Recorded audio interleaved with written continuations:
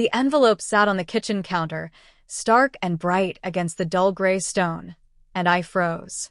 At first, I thought it was a mistake. A birthday card, maybe. But the handwriting wasn't hers. Not even cursive. Just sharp, stiff block letters. To Anna, from me. My hands trembled. Anna. Her name rang in my head like a warning bell. I had spent years making excuses for her neglect.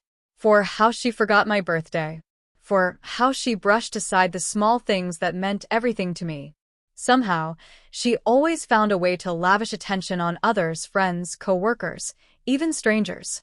Just last week, it was $1,000 for Lisa, a few hundred to a charity the month before. And me? Nothing. Not even a card. I ran my fingers over the envelope again, trying to steady the storm rising inside me. The air in the kitchen suddenly felt heavy. Too still. I remembered sitting on the couch last year, convincing myself it wasn't about the money. That love wasn't measured in gifts, but love was supposed to feel mutual. And right now, I felt invisible. From the living room, I heard her humming as she folded laundry. Calm. Normal. As if nothing had ever been wrong. My chest pounded as I tore the envelope open. Inside, there was a folded note and a card. The note was brief, almost cold. I know you won't understand, but this matters. I need you to trust me. Trust me. After all this, suspicion coiled in my gut, sharp and venomous. I pushed the note aside and opened the card. It was a birthday card, but not for me. Not even close. It was for someone named Mark. A friend, she'd call him. A man I had never met.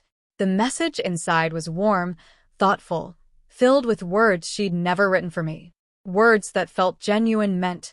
Words for someone she truly valued. My chest tightened. My mind refused to believe it. I stepped into the living room, card in hand, heart pounding like a drum. She looked up, startled. Her smile faltered the moment she saw my face. "What's wrong?" she asked, her tone too light. I held up the card. My voice came out rough. "Anna, who's Mark?" Her eyes flicked to the card. A flash of something I couldn't place. Guilt? Fear? Gone in an instant. He's just a friend, she said. I gave him a gift.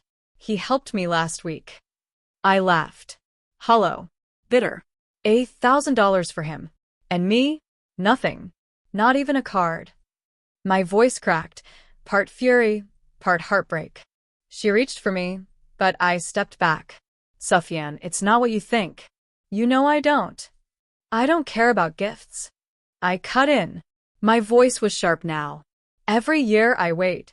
Every year, nothing. But you're generous to everyone else. Everyone but me." She stared at me, and for a moment I saw it. Guilt. Then it vanished, replaced by defense. "I didn't think you cared about things like that." My gut twisted. I had cared. Always.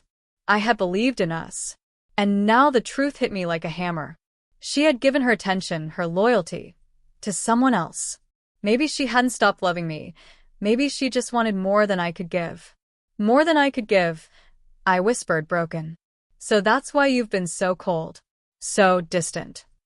She shot back quickly, voice sharp. "Don't exaggerate. I never meant to hurt you. Never meant to hurt me." The card crumpled in my hand. "You gave $1,000 to a man I've never met, and I didn't even get a thought."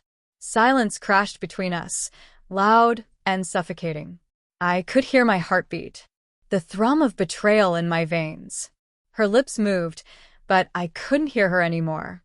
All I felt was the quiet cruelty of being overlooked, of realizing love had been given to someone else.